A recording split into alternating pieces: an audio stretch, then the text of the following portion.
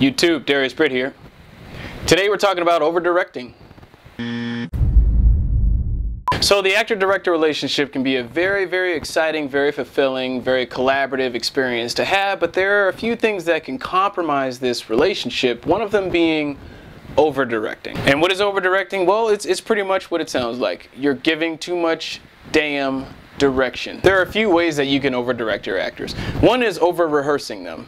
When you're rehearsing your actors beyond the point of improvement, that's a form of overdirecting. Micromanaging your actors, telling them what to do all the time, every instance, every second, how to think, how to feel, that's overdirecting. Giving your actor tons of intellectual, heady advice or notes on how to approach their character or how to act out scenes, that's definitely overdirecting. Giving them unplayable direction in general and giving them lots of it, definitely overdirecting. If you've ever spoken to an actor about how they should play or approach a scene and it's taken you 5 or 10 minutes to do it, you were probably overdirecting. If between every take with your actor it takes you about 2 or 3 minutes to get the point across, and then you do another take, and then you talk to your actor for another 2 or 3 minutes, and then you do another take, and then you talk to your actor for 2 or 3 minutes, you're probably overdirecting. If you find yourself having many lengthy discussions with your actors about their characters and their characters' motivations on set, you're probably overdirecting. We can all understand the feeling. We've all been there. We all do it, especially when you're just starting out. You know, you're trying to find your feet as a director. But this is something you definitely got to put the reins on because it can be very dangerous. It can be very toxic to the actor-director relationship for a number of reasons. When you overdirect, it erodes your actor's confidence in you.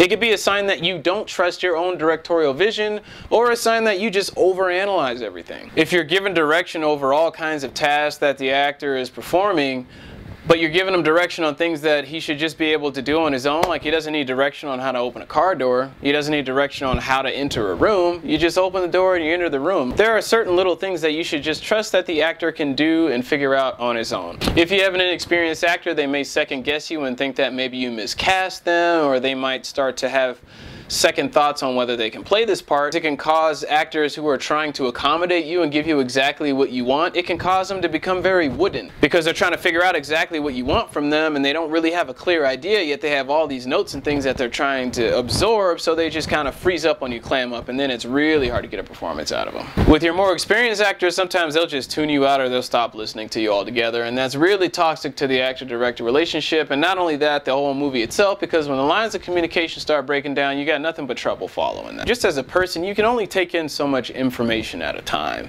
You know, if you're listening to somebody and they give you 2 concise points, you're probably going to remember those very well, very clearly. But if someone talks to you and they give you like 20 points and things to think about, well, the 1 or 2 that would actually have affected your performance or given you something to work on that you could actually utilize is buried in all those other things. He's probably not going to remember the 2 that were important because he's trying to remember the other 15, 16, 17, 18 that you threw at him, which can be extremely overwhelming. So what are some ways we can avoid overdirecting? Well, 1, keep it simple. When you're giving your actors direction, particularly talking shooting, you know, when you're on set, just keep it between 1 to 3 sentences. If you need to, before you approach your actor, stop and think about what you're going to say and what you really need out of your actor, and try and keep it succinct and concise. 1 to 3 sentences, get your point across, get out of there. Try and keep your direction focused on what the actor is doing in the scene and not what you think he should be feeling or thinking. Obviously, as actors or as people in general, we can't decide how we feel, but we can decide what we do. So instead of saying you're really happy in this scene and you want the other actor in the scene to realize how happy you are and yada da da da, just say, put a smile on the other actor's face. Do whatever you need to do to put a smile on the other actor's face. It's very active, it's very specific, it's objective oriented, it's goal oriented.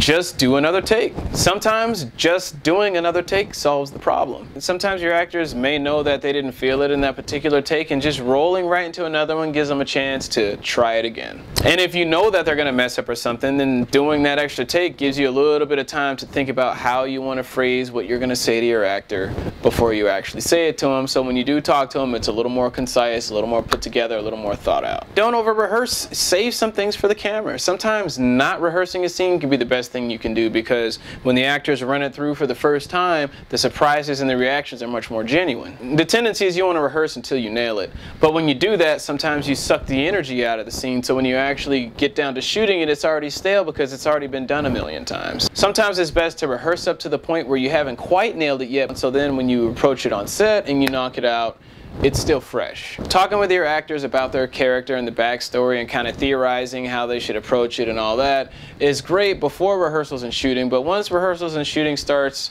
the character talks and all that should really kind of stop. You know, trust the actor that you cast and let them work on their character. If they need your help, they'll come ask you for your help. Don't continually approach them with these talks of character over and over and over again.